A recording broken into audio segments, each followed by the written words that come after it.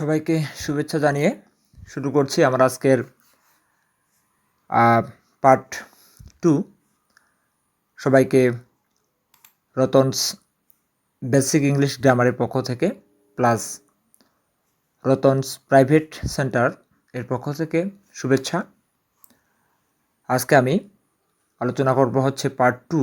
আজকের বিষয় হবে টেন্স, যার বাংলা অর্থ হচ্ছে ক্রিয়ার কাল। তো টেন্সকে বোঝার জন্য যে নাম্বার এবং পার্সনের ব্যাপারটা, সেটা আমি পার্ট 1-এ আলোচনা করেছিলাম এবং কিছুটা বেসিক ধারণা দিয়েছিলাম। সেই ধারণাটি যারা গ্রহণ করেছ বা ভিডিওটি যারা দেখেছ তারা নিশ্চয়ই আজকের ক্লাসগুলো একদম খুব ভালোভাবেই বুঝতে পারবে। তো আমি চেষ্টা করতেছি, তোমাদেরকে যথাসাধ্য চেষ্টা করব তোমরা যেন এই টেন্স বা ক্রিয়ার কাল খুব ভালো করেই বা খুব সহজে বুঝতে পারো। ওকে, স্টার্ট। তো টেন্স মানে হচ্ছে ক্রিয়ার কাল। টেন্স শব্দটির ল্যাটিন শব্দ টেম্পাস, টাইম থেকে এসেছে। টেন্স শব্দের বাংলা অর্থ কাল। সঠিকভাবে ইংরেজি শেখার প্রধান শর্ত হচ্ছে টেন্স শেখা। তাই টেন্সকে বলা হয় ইংরেজি ভাষার প্রাণ, ইংরেজিতে soul of the English language. Okay, তো আসলে টেন্সকে বাদ দিয়ে আমরা কখনোই ইংরেজিকে কল্পনা করতে পারবো না। টেন্স সম্পর্কে আমাদের বেসিক ধারণা অবশ্যই স্ট্রং থাকতে হবে। উইদাউট আমরা ইংরেজিতে ভালো কিছু করতে পারবো না। তো টেন্সের সংজ্ঞাটা একটু পড়ে দেই। ক্রিয়া সম্পন্ন হওয়ার কাল বা সময়কে টেন্স বলে। ক্রিয়া অর্থাৎ কাজটা যে সংঘটিত হবে, কোন সময় সংঘটিত হবে, এরকম একটা সময়কেই মূলত আমরা টেন্স বলবো। অর্থাৎ একটি কাজ কখন সংঘটিত হয়, সেটি কি হয়েছিল, সংঘটিত হয় নাকি হবে। এই যে এখানে তিনটা ব্যাপার, একটা হচ্ছে হয়েছিল, আরেকটা হচ্ছে হয় যেটাকে আমরা প্রেজেন্ট বলবো, এবং হবে যেটা হচ্ছে ভবিষ্যৎ, ফিউচার। এখানে লক্ষ্য করা যায় যে কাজটা সংঘটিত হয়েছিল যেটা পাস্ট চলে গেছে, আর সংঘটিত হয় যেটা বর্তমানে হচ্ছে, আর একটা সংঘটিত হবে যেটাকে আমরা বলবো হচ্ছে ফিউচার টেন্স। এমন অর্থ প্রকাশ করে ভার্বের পরিবর্তনই হচ্ছে টেন্সের মূল আলোচ্য বিষয়।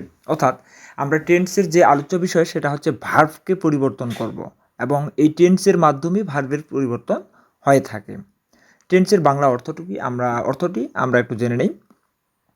টেন্সের বাংলা অর্থ সময়, কাল, মুহূর্ত বা ঘটে যাওয়া ঘটনার সময় আর কি। টোটালি আমরা যেটা বলবো যে টেন্স মানে হচ্ছে সময়কে নির্দেশ করবে। যেমন আমি এখানে কিছু উদাহরণ দিয়েছি যে আই ইট রাইস, ইটটা এখানকার ভার্ব। এই যে ইটটা এখানকার ভার্ব, যেটা V1-এ আছে। আমরা প্রেজেন্ট ফর্মকে মূলত V1 বলবো, পাস্ট ফর্মকে V2 বলবো, আর পাস্ট পার্টিসিপল ফর্মকে V3 বলবো।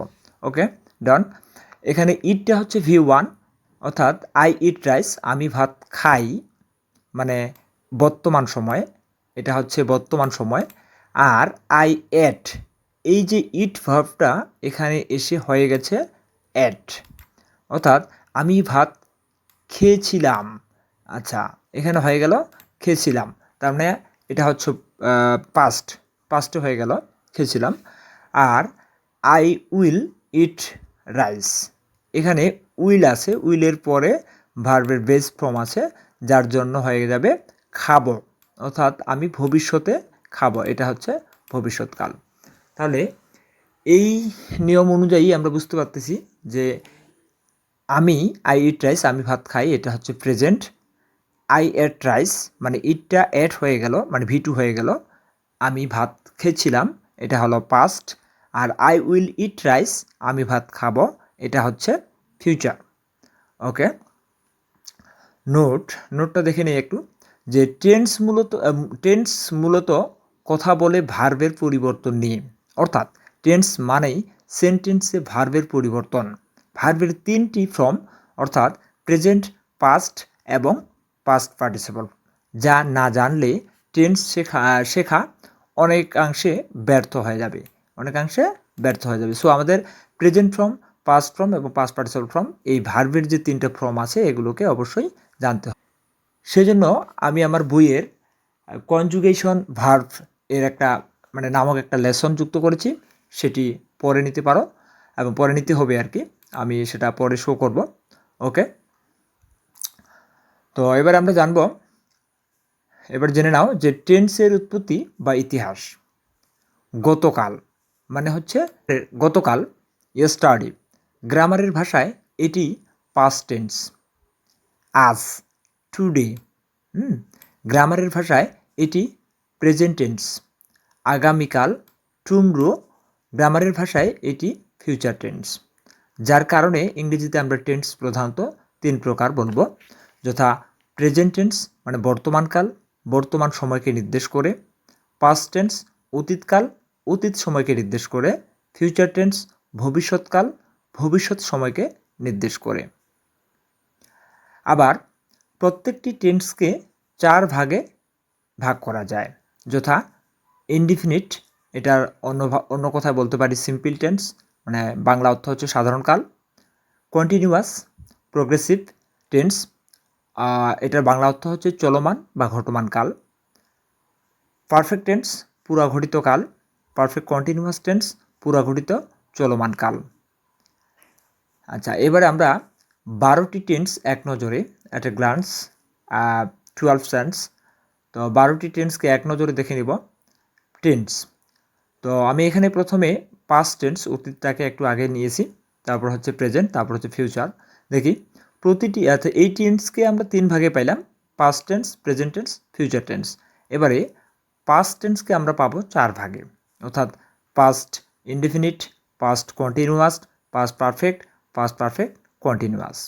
এবারে প্রেজেন্ট টেন্সকে পাবো আমরা 4 ভাগে, present indefinite, present continuous, present perfect, present perfect continuous. আবার ফিউচার টেন্সকেও পাবো আমরা 4 ভাগে, future indefinite, future continuous, future perfect, future perfect continuous. এই হচ্ছে আমাদের টেন্সের ক্লাসিফিকেশন। এবার আমরা শুরু করব প্রেজেন্ট ইনডিফিনিট টেন্সকে নিয়ে। প্রেজেন্ট ইনডিফিনিট টেন্স সম্পর্কে আমরা একটু ধারণা অর্জন করব। দেখি, প্রেজেন্ট ইনডিফিনিট টেন্স আমরা প্রথমে সংজ্ঞাটা একটু জেনে নিই। কোনো কাজ বর্তমানে হয় বোঝালে বা অভ্যাসগত সত্য বোঝালে বা চিরন্তন সত্য বোঝালে তাকে প্রেজেন্ট ইনডিফিনিট টেন্স বলে। এছাড়াও হ্যাবিচুয়াল ফ্যাক্ট অর্থাৎ অভ্যাসগত সত্য, ইউনিভার্সাল ট্রুথ চিরন্তন সত্য, সায়েন্টিফিক ট্রুথ বৈজ্ঞানিক সত্য, হিস্টোরিক্যাল ট্রুথ ঐতিহাসিক সত্য, প্রবাদ বাক্য ইত্যাদি প্রকাশ করতে প্রেজেন্ট ইনডিফিনিট টেন্স ব্যবহৃত হয়। বাংলা চেনার উপায়, অর্থাৎ বাংলা ক্রিয়ার শেষে এ, অ, আ, অন্তস্থ অ, রস্বই প্রভৃতি যুক্ত থাকে। যেমন এ দিয়ে উঠে, ঘোরে, বাঁধে, ভাসে। অন্তস্থ অ দিয়ে যায়, খায়, দেয়, নেয়। রস্বই দিয়ে পড়ি, করি বা। মূলত বাংলা ক্রিয়ার শেষে এগুলো যুক্ত হয়। এবারে আমরা স্ট্রাকচারটি জেনে নেব। সাবজেক্ট প্লাস মূল ভার্বের প্রেজেন্ট ফর্ম, অর্থাৎ এটাকে আমরা V1 বলবো, এবং প্রেজেন্ট ফর্মটাকে অনেকে সিম্পল ফর্ম বা বেস ফর্মও বলে থাকে। তো আমরা সংক্ষিপ্তভাবে V1 বলতে পারি। প্লাস অবজেক্ট অবলিক এক্সটেনশন, তবে এখানে এক্সটেনশন বলাটাই সবচেয়ে যুক্তিসঙ্গত, কেননা ভার্বের পরে অবজেক্টও থাকতে পারে, আবার অন্য কিছু থাকতে পারে, যেটা আমরা কয়েকটি উদাহরণ দিলেই দেখা যাবে। প্রথমে আছে হি রিডস এ বুক, সে একটি বই পড়ে, অর্থাৎ এখানে হিকে আমরা বলবো সাবজেক্ট, আর রিডসটা হচ্ছে ভার্ব। হিটা মূলত থার্ড পারসন, যার জন্য এখানে এস যোগ হয়েছে।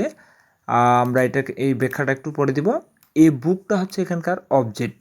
এক্ষেত্রে আমরা বলতে পারবো যে subject plus verb plus object, অর্থাৎ subject plus V1 plus object. কিন্তু পরের উদাহরণটি দেখা যাচ্ছে হি, হি এখানে সাবজেক্ট, বাট কামস হচ্ছে এখানে ভার্ব, আমরা কামস করছি, ইয়েস যোগ করছি, কিন্তু হেয়ারটা মূলত হচ্ছে অ্যাডভার্ব, হেয়ারটা অ্যাডভার্ব। যার জন্য এখানে আমরা বলতে পারবো না subject plus V1 plus object, কারণ এখানে হচ্ছে হেয়ারটা অ্যাডভার্ব। তাই আমাদের এখানে বলতে হয়, অর্থাৎ সহজভাবে আমরা যদি বলি যে সাবজেক্ট প্লাস ভার্বের বেস ফর্ম অর্থাৎ V1 প্লাস এক্সটেনশন, তবে অনেক ভালো হয়।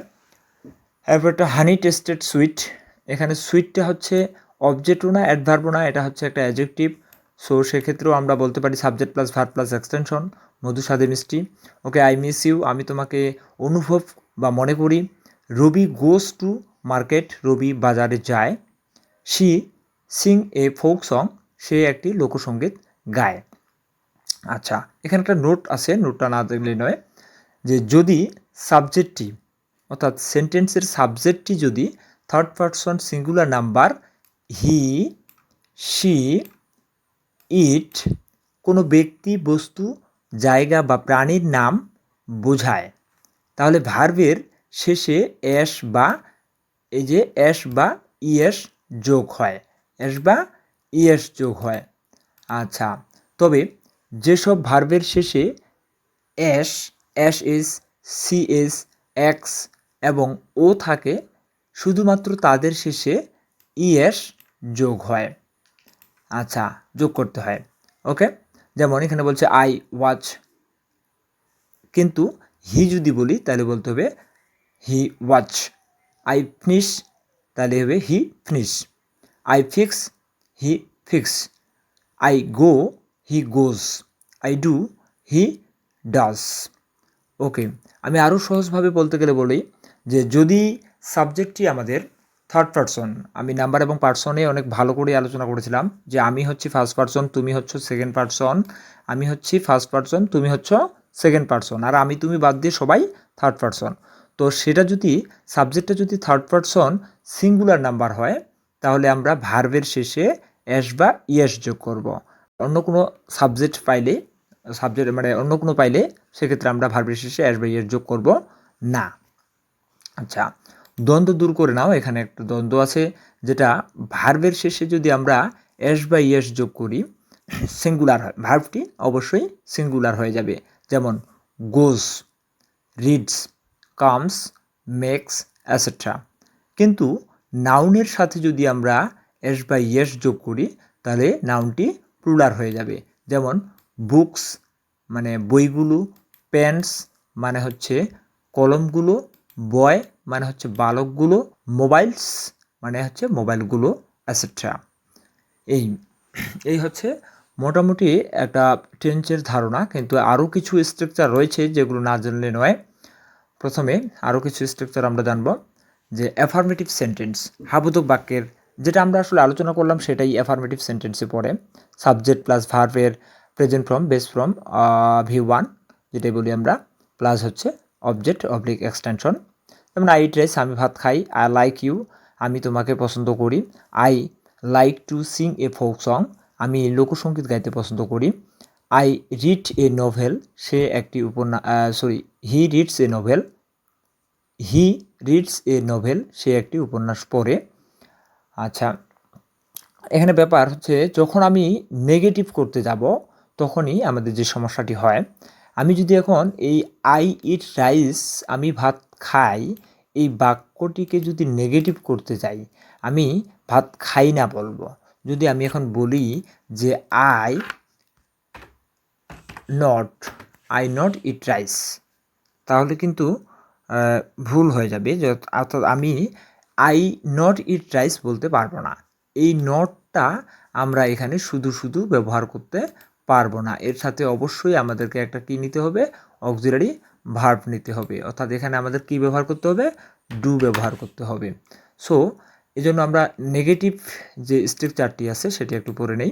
সাবজেক্ট প্লাস ডু অথবা ডাস প্লাস নট প্লাস মূল ভার্বের বেস ফর্ম অর্থাৎ সংক্ষিপ্ততে V1 প্লাস হচ্ছে অবজেক্ট অবলিক এক্সটেনশন। অর্থাৎ আমরা অ্যাফার্মেটিভ বাক্যে অর্থাৎ হাবোধক স্ট্রাকচারে দেখেছি যে subject plus verb plus object পাইছি, অর্থাৎ subject plus V1 plus extension পাইছি, কিন্তু ওখানে কোনো অক্সিলারি ভার্ব বা সাহায্যকারী ভার্ব পাইনি। তো এখানে প্রেজেন্ট ইনডেফিনিট টেন্সের অক্সিলারি ভার্ব হিসেবে মূলত আমাদেরকে ডু অথবা ডাসকে নিতে হবে। মূলত ডুটাই ডাস হয়ে যায় তখন হবে যখন আমাদের সাবজেক্টটা থার্ড পারসন সিঙ্গুলার নাম্বার হবে। যেমন এখানে বলছে I do not eat rice, আমি ভাত খাই না। I do not like you, আমি তোমাকে পছন্দ করি না।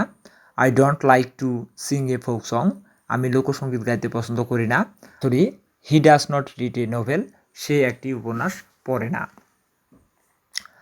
আচ্ছা, ইন্টারোগেটিভের বেলা যেটা করতে হবে, আমাদের এই যে আমি কিছুক্ষণ আগে পাইলাম আমরা ডু অথবা ডাস অক্সিলারি ভার্ব পাইলাম, এই ডু এবং ডাস অক্সিলারি ভার্বগুলোকে সামনে নিতে হবে। তারপরে সাবজেক্ট, তারপর মূল ভার্বের base form plus object oblique extension plus শেষে প্রশ্নবোধক চিহ্ন দিতে হবে, অর্থাৎ ইন্টারোগেটিভ চিহ্ন দিতে হবে। যেমন হচ্ছে ডু আই ইট রাইস, আমি কি ভাত খাই। ডু আই লাইক ইউ, আমি কি তোমাকে পছন্দ করি। Do I like to sing a folk song, আমি কি লোকসঙ্গীত গাইতে পছন্দ করি। Does he read a novel, সে কি উপন্যাস পড়ে। এই হচ্ছে আমাদের তিনটা স্ট্রাকচার পেলাম আমরা, অ্যাফার্মেটিভ, নেগেটিভ, ইন্টারোগেটিভ, এবং এখানে নোট আছে যেটা যে যদি subject third person singular number হয় তবে ডুটা ডাজ হয়ে যায়, অর্থাৎ ডু এর শেষে ইয়েস যোগ করে আমরা কি করে নেব, ডাজ করে নেব। আচ্ছা, আর অন্য সব পার্সনের ক্ষেত্রে ডু ব্যবহৃত হয়, মানে অন্য সব পার্সনের ক্ষেত্রে আমাদের ডুটাকেই রাখতে হবে, অন্য কোনো ইয়েস যোগ করা যাবে না। আচ্ছা, মনে রাখতে হবে যে ডু, ডু নট বা ডাস নট এরপরে মূল ভার্বের প্রেজেন্ট ফর্ম অর্থাৎ V1 বসে।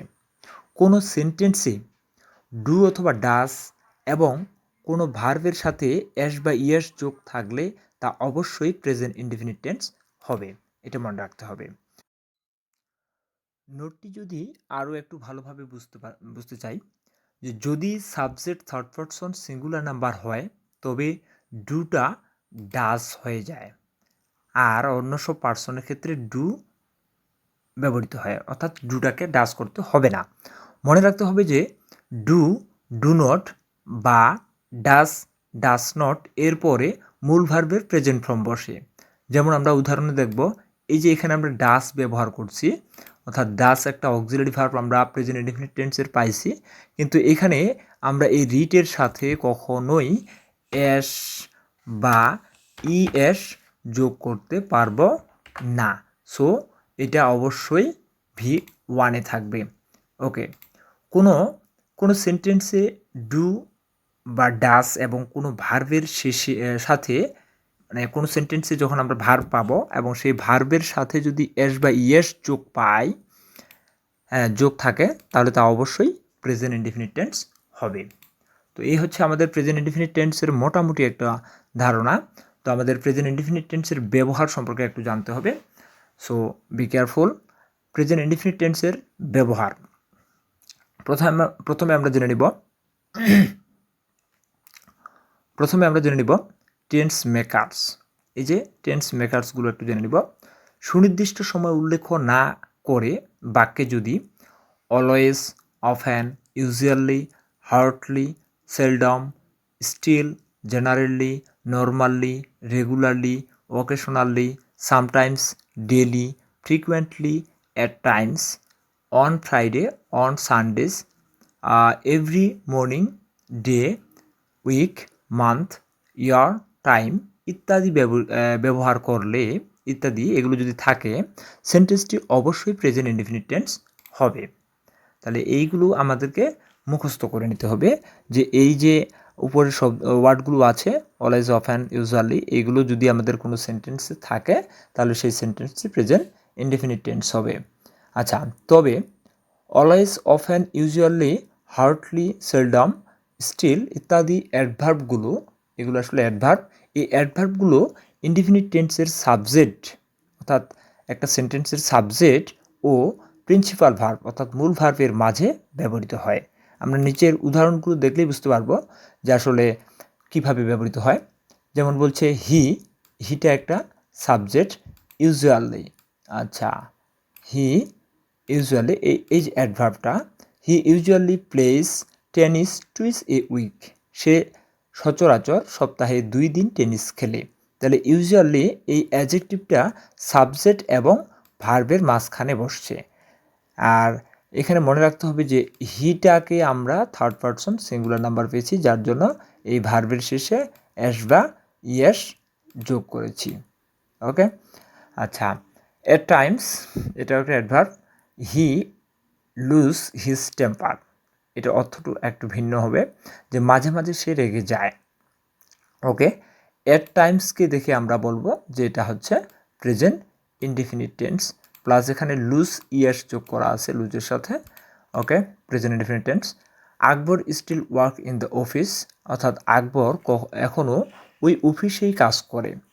স্টিল একটা অ্যাডভার্ব, আকবর একটা হচ্ছে সাবজেক্ট। এই যে আকবর, আকবর হচ্ছে একটা সাবজেক্ট, স্টিল হচ্ছে অ্যাডভার্ব, আর ওয়ার্কটা হচ্ছে ভার্ব, যার সাথে আকবরকে থার্ড পারসন সিঙ্গুলার নাম্বার ধরে ওয়ার্কের সাথে কি করা হয়েছে, অ্যাস যোগ করা হয়েছে। So in that office, Akbar ওই অফিসে কাজ করে। Okay, he hardly goes to his native village, অর্থাৎ এখানে হার্টলিটা মূলত নাবোধক অর্থ বহন করে, এটা মনে রাখতে হবে, এবং এটা হচ্ছে একটা নাবোধক অ্যাডভার্ব। এটা সাবজেক্ট এবং ভার্ব, সাবজেক্ট এবং ভার্বের মাঝখানে ব্যবহৃত হয়েছে। His to his native village, সে তার নিজ গ্রামে কদাচিত যায়, অর্থাৎ কখনোই যায় না এরকম আর কি, বা যায় না এরকম একটা ব্যাপার। আচ্ছা, কিছু প্রবাদ বাক্য বলছে, a barking dog seldom bites, যত গর্জে তত বর্ষে না। সেলডমটা হচ্ছে এখানকার অ্যাডভার্ব, এবং এটাকে দেখে আমাদের বুঝতে হবে যে এটা হচ্ছে প্রেজেন্ট ইনডেফিনিট টেন্স। ওকে, আচ্ছা, Christians go to church on Sundays, খ্রিস্টানেরা রবিবারগুলোতে চার্চে বা প্রার্থনালয়ে যায়। সানডেজ বলছে যেহেতু, এই যে অ্যাশ আছে মানে প্রতি রবিবারে, হ্যাঁ, রবিবারে যায়। Okay, we often fell a victim of circumstance, আমরা প্রায় পরিস্থিতির শিকার হই। এই যে অফেনটা হচ্ছে এখানকার অ্যাডভার্ব, এটাও ঠিক সাবজেক্ট এবং ভার্বের মাঝখানে বসছে। Okay, I commute 20 kilometres to work everyday, অর্থাৎ আমি প্রতিদিন যানবাহনে অর্থাৎ বাসে অথবা ট্রেনে 20 কিলোমিটার ভ্রমণ করে কর্মস্থলে যাই। এই হচ্ছে আমাদের অ্যাডভার্বের কিছু ব্যবহার। আচ্ছা, কোনো কোনো ক্ষেত্রে বর্তমান কাজ বা ঘটনা প্রকাশ করতে প্রেজেন্ট ইনডিফিনিট টেন্স ব্যবহৃত হয়। যেমন বলছে আই গেট আপ, এই যে গেটটা হচ্ছে V1 এবং গেটের সাথে আপ আছে, এটা হচ্ছে একসাথেই, এটাকে বলা হবে ফ্রেশাল ভার্ব বা ভার্বাল ফ্রেশ। আচ্ছা, এটা আমরা পরের ক্লাসে পাবো। I get up at 7 AM, আমি সকাল 7টায় ঘুম থেকে উঠি। আচ্ছা, দ্য বাস লিভস অ্যাট নির্দিষ্ট করে বলছে, তার জন্য এখানে অ্যাট। আচ্ছা, 7 PM, বাসটি সন্ধ্যা 7টায় ছাড়ে। দ্য বয় টেক্স আফটার, এই যে টেক্স আফটার, এটা একটা হচ্ছে ফ্রেশ ভার্ব, যার অর্থ হচ্ছে সাদৃশ্য, দেখতে একই। The boy takes after his father, ছেলেটা দেখতে তার বাবার মতো। Javed pace the bill ahead of time, Javed অগ্রিম বিল পরিশোধ করে। ওকে, তাহলে জাভেদটা থার্ড পারসন ছিল নাম্বার, পেসের সাথে অ্যাশ যোগ করছে, যার জন্য এটা হচ্ছে প্রেজেন্ট ইনডিফিনিট টেন্স। আচ্ছা, হিজ মনুমেন্ট, তার স্তম্ভ, ফেলিওর হন্টস হিম এভার টুডে, অর্থাৎ তার স্তম্ভ সমান ব্যর্থতা আজও তাকে তাড়িয়ে বেড়াচ্ছে। স্তম্ভ সমান অনেক উঁচু একটা ব্যর্থতা বা অনেক উঁচু একটা ব্যথা তাকে তাড়িয়ে বেড়াচ্ছে। এই হচ্ছে মূলত হচ্ছে বর্তমান সময়ের মাধ্যমে বা বর্তমান ঘটনার মাধ্যমে আমরা বুঝতে পারবো যেগুলো হচ্ছে প্রেজেন্ট টেন্স। আর হ্যাবিচুয়াল ফ্যাক্ট অর্থাৎ অভ্যাসগত সত্য বোঝাতেও আমরা প্রেজেন্ট ইনডিফিনিট টেন্সকে বুঝতে পারি। যেমন he goes to bed at 10 o'clock everyday, এই যে এভরিডে কথাটা আছে প্রতিদিন, যার জন্য আমরা বুঝবো এটা হচ্ছে present indefinite tense. I take exercise regularly, এটাকেও বুঝবো, এই রেগুলারলির মাধ্যমে বুঝবো হচ্ছে যে এটা প্রেজেন্ট ইনডেফিনিট টেন্স। আমি স্কিপ করলাম, এই উদাহরণগুলো তোমরা দেখে নিবা। আচ্ছা, তারপর বলছে ইউনিভার্সাল ট্রুথ, চিরন্তন সত্য বা সায়েন্টিফিক ট্রুথ, বৈজ্ঞানিক সত্য বা প্রবাদ বাক্যের ক্ষেত্রেও আমরা মূলত বলবো হচ্ছে প্রেজেন্ট ইনডিফিনিট টেন্স। যেমন হচ্ছে the sun rises in the east, সূর্য পূর্ব দিকে উঠে, এটা চিরন্তন সত্য, এটা চিরন্তন সত্য। সূর্য কালকে পূর্ব দিকে উঠছে, আজকে উঠছে এবং আগামীকালকেও পূর্ব দিকেই উঠবে। সো এই উদাহরণগুলো সবগুলোই হচ্ছে চিরন্তন সত্যের উপর, বৈজ্ঞানিক সত্যের উপর ভিত্তি করে। সো আমরা এগুলো দেখে নিব। আমি স্কিপ করলাম এগুলোকে। আচ্ছা, হিস্টোরিক্যাল ট্রুথ বা ঐতিহাসিক সত্য বোঝাতে বা অতীত ঘটনা বর্তমান উজ্জ্বল করে বর্ণনা করার ক্ষেত্রেও আমরা মূলত প্রেজেন্ট ইনডেফিনিট টেন্স বলবো। যেমন বলছে বাংলাদেশ অ্যাচিভস, এই যে ইএস, এই অ্যাচিভস কথাটা অ্যাচিভস, ইএস যোগ হয়েছে, অ্যাচিভ অর্জন করা, ফ্রিডম ইন 1971, বাংলাদেশ 1971 স্বাধীনতা অর্জন করে। একটা বলতে গেলে শাহজাহান বিল্ডস দ্য তাজ, বিল্টের সাথে এস যোগ করা হয়েছে, যার জন্য এটাকে আমরা বলবো হচ্ছে প্রেজেন্ট ইনডেফিনিট টেন্স, এবং এটা হচ্ছে কী বলবো, হিস্টোরিক্যাল একটা বিষয়। ওকে,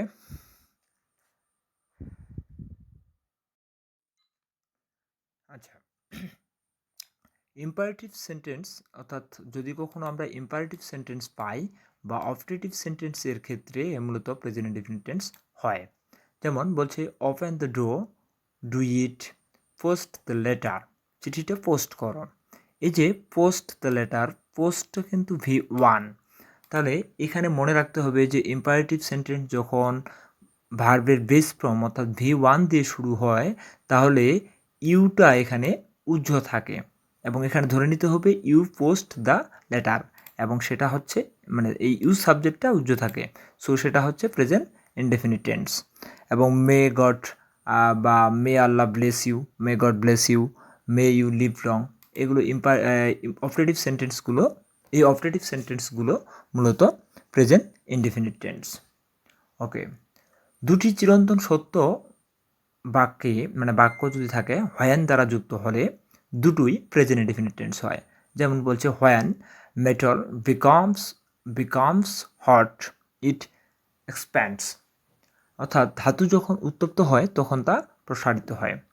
ওকে, এই উদাহরণগুলো একটু পরে। When water freeze it turns into ice and its density decrease, অর্থাৎ পানি যখন জমাট বাঁধে তখন তা বরফে রূপান্তরিত হয় এবং এর ঘনত্ব কমে। ওকে, আচ্ছা, হিয়ার অ্যান্ড দেয়ার দিয়ে শুরু এক্সক্লামেটরি সেন্টেন্সও মূলত প্রেজেন্ট ইনডেফিনিট টেন্স হয়। যেমন এখানে বলছে হেয়ার কামস দ্য বাস, মূলত এখানে কামস হয়েছে, এই যে কামের সাথে এস বা ইএস যোগ হয়েছে এই কারণে যে দ্য বাসটা হচ্ছে এখানকার সাবজেক্ট। ওকে, ঠিক পরেরটাতে গোস হয়েছে অর্থাৎ ইএস যোগ হয়েছে, সেটা হচ্ছে মূলত এই যে দ্য বেল, এইটাকে সাবজেক্ট ধরে এবং এটা থার্ড পারসন সিঙ্গুলার নাম্বার ধরে। ওকে, কিন্তু সাবজেক্টটি যদি প্রোনাউন হয়, আগেরগুলো কিন্তু নাউনের মতো, তো পরেরটা যদি প্রোনাউন হয়, পরের নিয়মে বলছে যে যদি প্রোনাউন হয় তাহলে কামস এবং গোস পরে বসে, অর্থাৎ এই প্রোনাউনটি আগে বসবে। যেমন হিয়ার হি কামস, ওই যে সে আসছে, দেয়ার হি গোস, ওই যে সে যাচ্ছে। ওকে, আচ্ছা, খুব নিকট ভবিষ্যতে কোনো কাজ হবে বোঝাতে অনেক সময় প্রেজেন্ট ইনডেফিনিট টেন্স হয়, অর্থাৎ এই টেন্স হয়। যেমন বলছে the bus lives in 5 minutes, বাসটি 5 মিনিটের মধ্যেই ছাড়বে। কিন্তু আমরা খুব সহজে বুঝতে পারবো, এই যে এখানে দ্য বাসটাকে সাবজেক্ট ধরা হয়েছে এবং ভার্বের সাথে কি যোগ করা হয়েছে, ইএস যোগ করা হয়েছে, যার জন্য এটাকে আমরা বলবো হচ্ছে প্রেজেন্ট ইনডেফিনিট টেন্স। যেমন Ramzan begins in the next month, আগামী মাসে রমজান বা রোজা শুরু হবে, এটাও প্রেজেন্ট ইনডেফিনিট টেন্সের মধ্যে পড়ে। ওকে, কোনো বক্তা বা লেখকের উক্তি উদ্ধৃত করতে মানে যদি নেরেশন করা হয়, উক্তি করা হয়, বলা হয়, তাহলে সেটাকে আমরা মূলত প্রেজেন্ট ইনডেফিনিট টেন্স বলবো।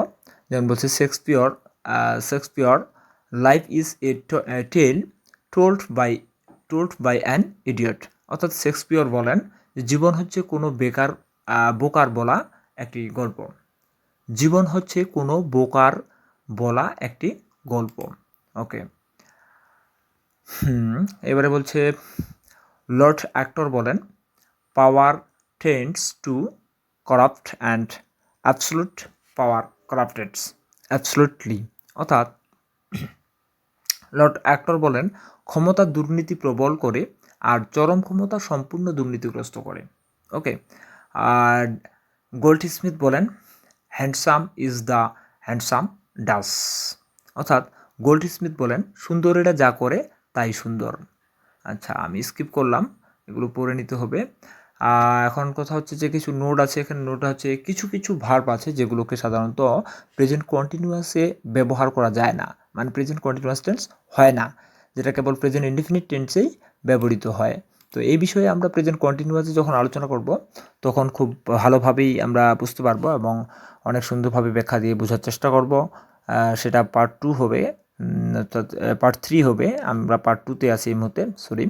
তো ব্যবহৃত হয়, যেমন এখানে আমি কিছুটা বলি, love, see, believe, understand, feel, seem, look, hear, smell, taste, think, accept, expect ইত্যাদি।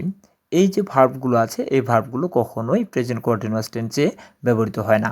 এক কথায় এদের সাথে আইএনজি যোগ হয় না। যেমন বলবো যে I am seeing a bird করা যাবে না, আই এম সিইং বার্ড করা যাবে না, not I am seeing bird, এখানে বলতে হবে আই সি এ বার্ড, আমি একটি পাখি দেখছি। আচ্ছা, হ্যাঁ, এইমাত্র কাজটি হলো বোঝাতে, যেমন বলছে হি ইজ গন, সে চলে গেছে, সে আউট হয়ে গেছে, এরকম ক্ষেত্রে আমরা প্রেজেন্ট ইনডেফিনিট টেন্স বলবো। দোজ ডেজ আর গন, সেসব দিন চলে গেছে। আই এম টোল্ড বা ইকুয়াল এই আই এম টোল্ডের পরিবর্তে আমরা বলতে পারি I have been told that he will come, আমাকে বলা হলো যে সে আসবে। আই হেয়ারের পরিবর্তে বলতে পারি I have heard that you are ill, আমি শুনেছি তুমি অসুস্থ। ওকে, এখানে একটা এক্সট্রা স্ট্রাকচার আছে, যেটা হচ্ছে দেখুন subject plus am is are have has plus no main verb, অর্থাৎ যদি কোনো সেন্টেন্সে আমরা এম ইজ আর পাই অথবা হ্যাভ হ্যাজ পাই এবং তারপরে যদি কোনো মেইন ভার্ব না পাই, মানে না থাকে আর কি, তা এবং এক্সটেনশন থাকে, তাহলে সেটি প্রেজেন্ট ইনডেফিনিট টেন্স হবে। যেমন এখানে বলছে I am a good boy, অর্থাৎ এখানে এমটা এমের আছে, এই যে এম আছে, এমের পরে কোনো মূল ভার্ব নেই, যার জন্য এটাকে আমরা প্রেজেন্ট ইনডেফিনিট টেন্স বলবো। আর বলছে শিপলা ইজ এ ডক্টর, অর্থাৎ এর পরে এই যে ইস এর পরে কোনো মেন ভার্ব নেই, যার জন্য এটাকেও আমরা বলবো হচ্ছে present indefinite tense. I have a computer, আমার একটা কী আছে, কম্পিউটার আছে, তাহলে হ্যাভের পরে এখানে V3 নেই, অর্থাৎ পাস্ট পার্টিসিপল নেই, হ্যাভের পরে পাস্ট পার্টিসিপল ফর্ম নেই, যার জন্য এটাকে আমরা বলবো হচ্ছে প্রেজেন্ট ইনডেফিনিট টেন্স। আজকে এই পর্যন্তই। এতক্ষণ যারা আমার ভিডিও ক্লাস দেখলে বা আমার সাথে ছিলে, আশা করি কিছুটা হলেও উপকৃত হয়েছ। আর যারা মনে করতেছো যে এই ভিডিও দেখে আমার কোনো কিছু হচ্ছে না বা আমার কোনো আমি কিছু শিখতে পারতেছি না, so you can skip this video, তুমি এটাকে স্কিপ করতে পারো। আর যদি মনে হয় যে কিছু শিখতে পারতেছি, তাহলে নেক্সট ভিডিওগুলো দেখার জন্য অপেক্ষা থেকো, আমি খুব শীঘ্রই নেক্সট ভিডিও দেওয়ার চেষ্টা করব। এবং সবাইকে আবারও রতনস প্রাইভেট সেন্টারের পক্ষ থেকে শুভেচ্ছা জানিয়ে আমি আজকের ক্লাস এখানে শেষ করছি। সবাই ভালো থেকো, আমার জন্য দোয়া করো। ওকে, নো মোর টুডে, বাই।